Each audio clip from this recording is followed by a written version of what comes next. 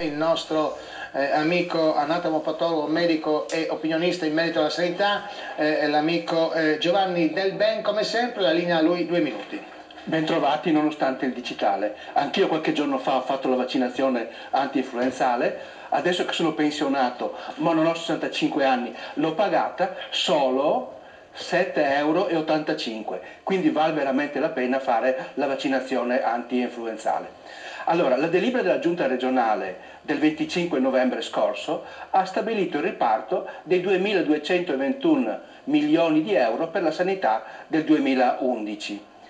Sono solo 9 milioni di euro meno dell'anno prima, però non è previsto neanche l'inflazione e l'aumento dei costi. Ad ogni modo, all'area vasta pordenonese sono stati destinati 483 milioni, il 22% del totale, più o meno lo stesso importo di 1.700 euro a persona.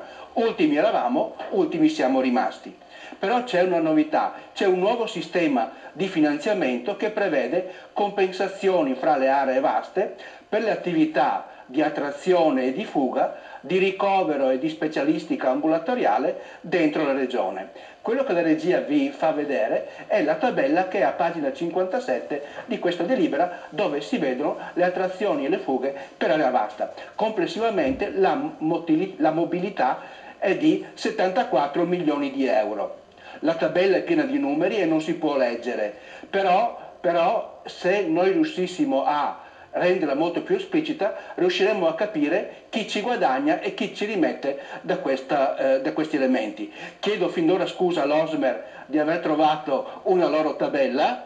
Quei numeri che vedete non sono gradi, ma sono milioni di euro, per cui si vede che l'area isontina-giuliana perde 10 milioni, l'area udinese acquista, guadagna 19 milioni di euro, l'area vasta pordenonese perde 9 milioni di euro per questo nuovo meccanismo di compensazione. Ovviamente i 7 samurai targati Udine, mandati a gestire, a snellire, a ottimizzare la sanità del Friuli occidentale, diranno che tutto va bene e che è giusto così. Infatti i conti tornano, le somme sono esatte, le sottrazioni efficaci, anche la prova del 9, quel 9 che abbiamo visto prima sul cartello. E i nostri sindaci, cosa vuoi che facciano? Sono in pochi? Sono solo 51.